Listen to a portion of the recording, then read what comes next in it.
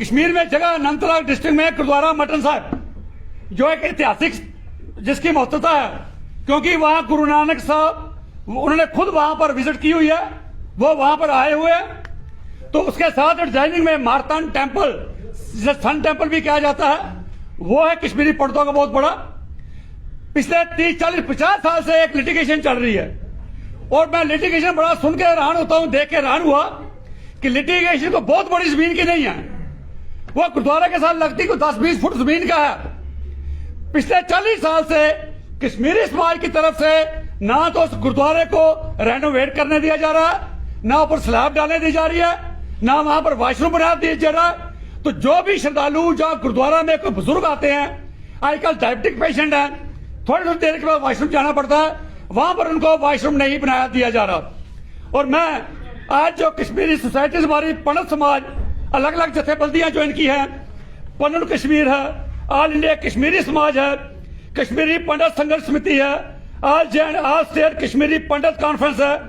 और इसके अलावा और भी बहुत सी संस्थाएं हैं। और खास करके हमारी फिल्म इंडस्ट्री से प्रीति सप्रू जी जो पंजाबी हैं, उन्होंने भी कोशिश की गई। मैं अपने सारे कश्मीरी बंधुओं से यह कहना चाहूंगा, अगर आप सचमुच में ये मानते हैं कि गुरु महाराज ने आपके ऊपर बहुत बड़ा एहसान किया हुआ, आज आपकी एग्जिस्टेंस ही, अगर गुरु तेग बहादुर साहब शहादत ना देते तो आज आपका वजूद ही ना होता।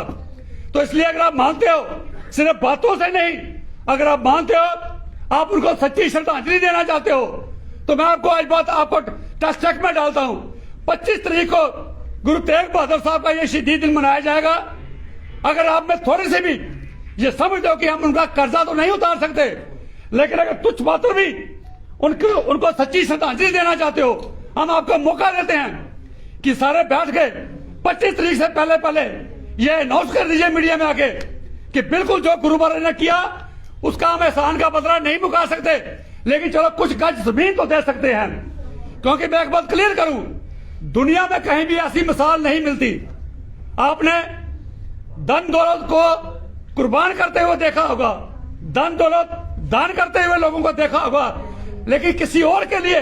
किसी दूसरे के मजहब को बचाने के लिए अपनी शहादत देने वाले दुनिया में एक ही एक और गुरु तेग बहादुर साहब हैं। यही बस नहीं, हमारे गुरु साहबान ने, पहले गुरु साहबान ने ही जनेऊ डालने से इनकार कर दिया था। लेकिन कितनी विचित्र बात है, खुद जनेऊ नहीं डाला, लेकिन उन्होंने कहा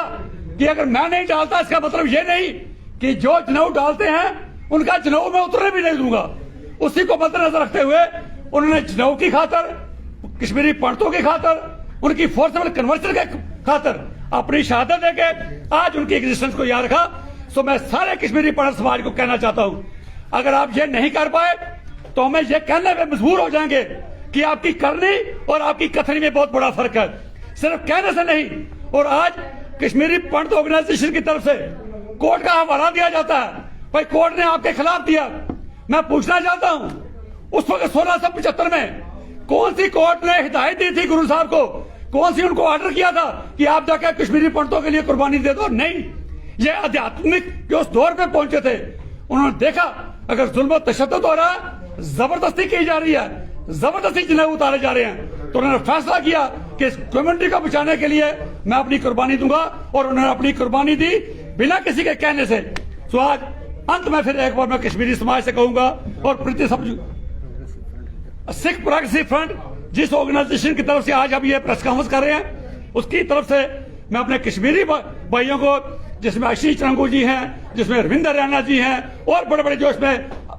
अग्निशेखर जी, सारे बड़े बड़े जो लोग हैं, जितनी भी संस्थाएं हैं, उनको कहूंगा अगर आपको थोड़ा सा भी एहसास है, क्योंकि आदमी के ऊपर कोई छोटा सा एहसान कर देता है, ताजंदगी में उसको उतारने के लिए रहता है मैं कैसे इनका एहसान पूरा करूं। लेकिन अगर आप में वो चीज नहीं है तो मैं समझा आपकी करनी और कथनी में बहुत बड़ा अंतर है।